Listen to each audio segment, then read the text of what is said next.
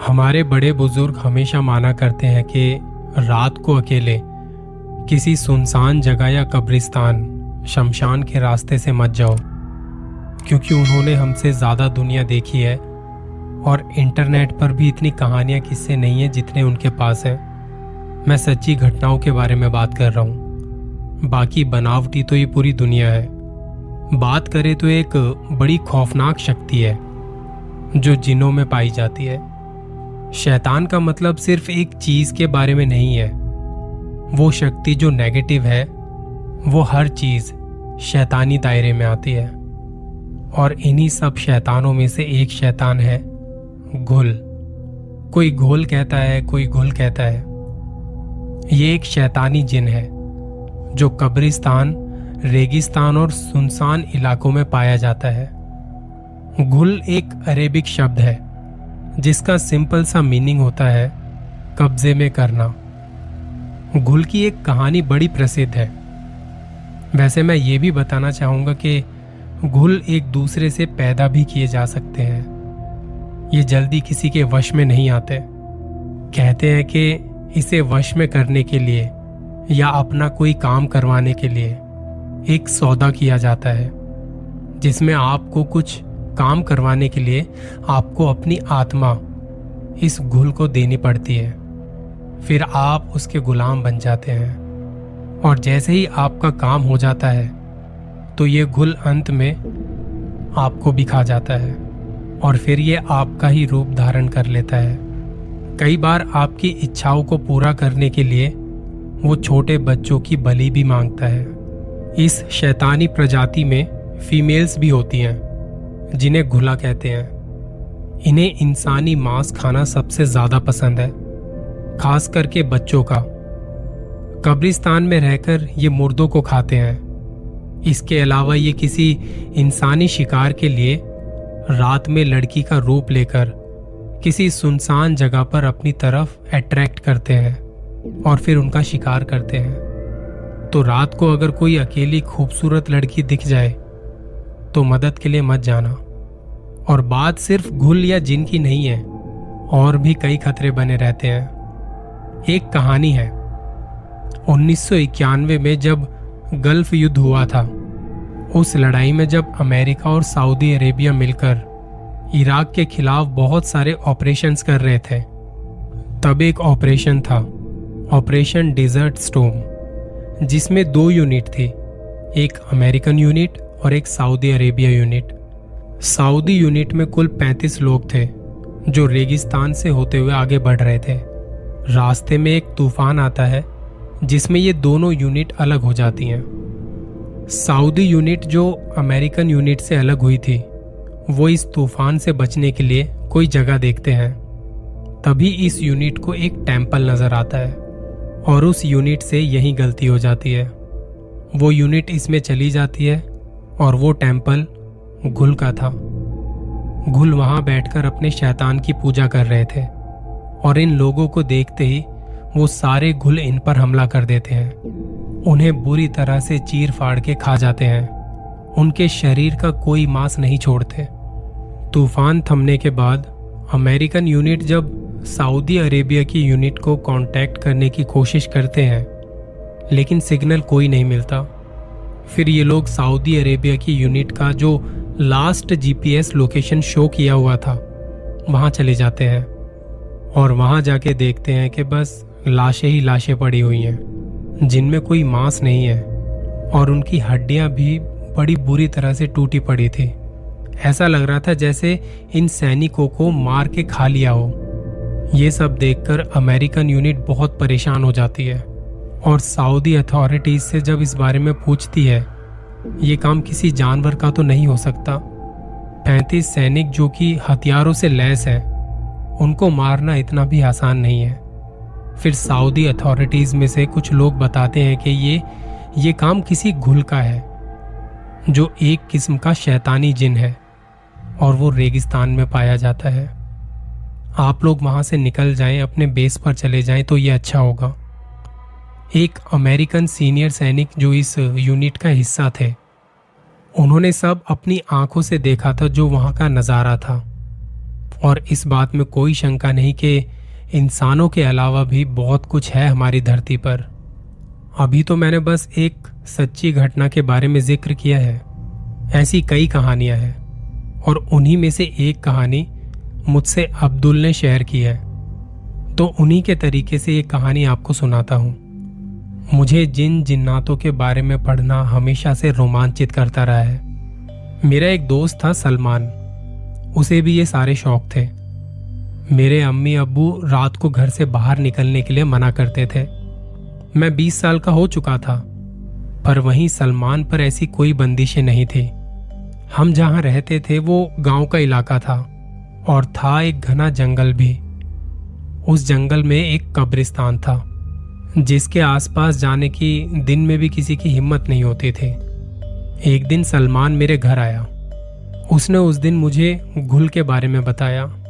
उसने बताया कि घुल जिन सबसे ज्यादा खतरनाक होते हैं और ये कब्रिस्तान में पाए जाते हैं। वो इंसानों को खाना ज्यादा पसंद करते हैं और अगर किसी इंसान के एक बूंद खून को भी पी ले या उसकी गंध सूंघ ले तो वो उसे मारे बिना नहीं छोड़ते।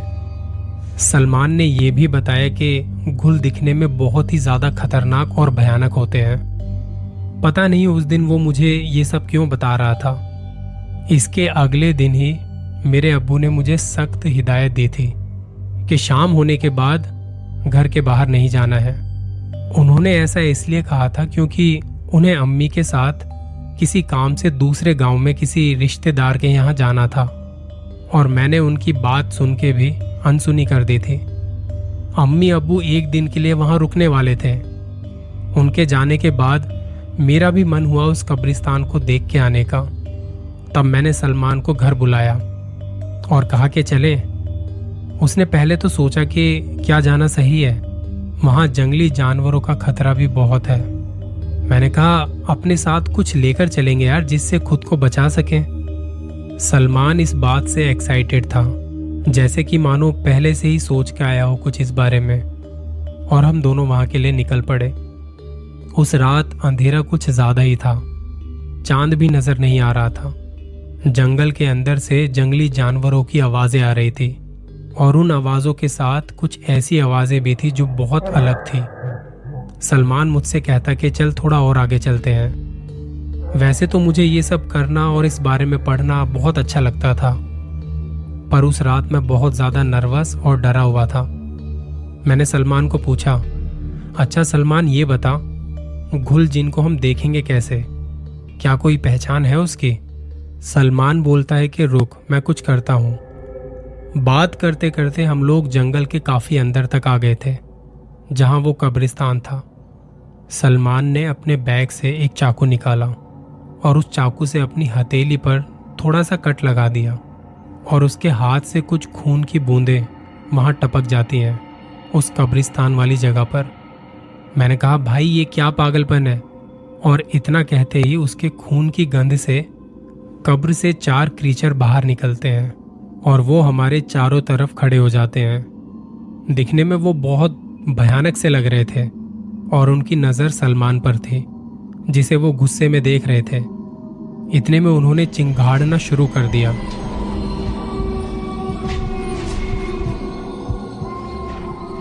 उन चारों को देख के हमारी हालत खराब हो जाती है।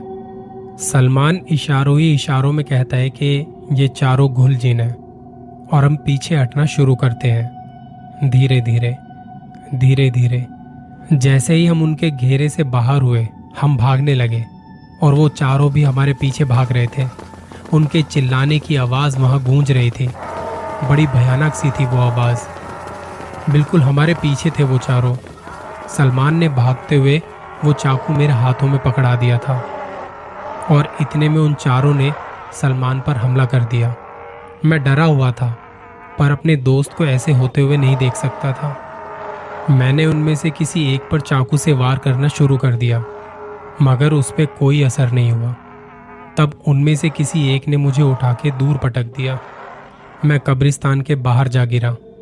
सलमान मुझे वहां से जाने के लिए बोल रहा था। इतने में ही घुल ने अपने नुकीले दांत उसके शरीर में गाड़ दिए और वो सारे घुल उसे नोच नोच कर खाने लगे। सलमान की चीख से वो जंगल गूंज रहा था। मैं वहां से भागा और तब तक भागता रहा जब तक कि घर नहीं पहुंच गया। मैंने सबसे पहले अपने अब्बू को फ़ोन किया और उन्हें सारी बात बताई। अब्बू ने मुझे दिलासा दिया कि सुबह जल्दी वो घर आ जाएंगे और फिर वो मुझसे बात करेंगे। मैं बुरी तरह से डरा हुआ था। रात भर मेरे दिमाग में घुल की डरावनी शक्लें घूमती रही। सलमान की चीख मेरे कानों में गूंज रही थी। वो रात जैसे तैसे कटी, मैं सो नहीं पाया। अगली सुबह अब्बू भी जल्दी आ गए और फिर अब्बू मेरे साथ उस कब्रिस्तान में गए।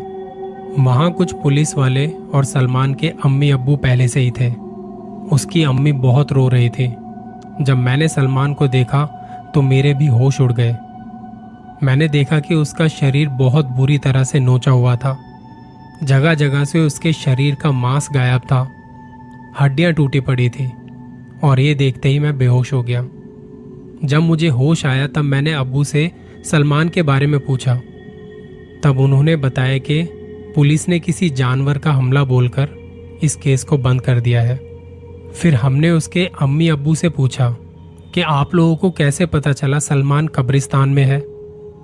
उन लोगों ने बताया कि घर से निकलने से पहले सलमान मजाक कर रहा था कि वो कब्रिस्तान जा रहा है और हंसता हुआ ये कहकर निकल गया। हमने उसे बहुत मना भी किया पर हमारी बात उसने अनसुनी कर दी। देर रात तक जब वो घर नहीं लौटा तो हमने पुलिस स्टेशन जाके इस बारे में शिकायत की। तब हम यहाँ उसे ढूंढने आ गए और फिर उसकी लाश हमें यहाँ मिली। मेरे अब्बू ने मुझे समझाया कि किसी भी कुदरती शक्ति से खिलवाड़ मत करना। हम नहीं जानते कौन कितना ताकतवर है। तुम बच गए पर हर किसी की किस्मत तुम्हारे जैसी नहीं होती और सलमान ने तो किसी का कुछ बिगाड़ा भी नहीं था। सोचो अब उसके अम्मी अब्बू पर क्या बीत रही होगी। हम इंसान बड़े ही मामूली हैं कुदरत की शक्तियों के सामने। मैं तो बस यही कहूँगा कि इनका सम्मान करो और ऐसी शक्तियों से दूर रहो। खिलवाड़ करने की सोचना भी मत।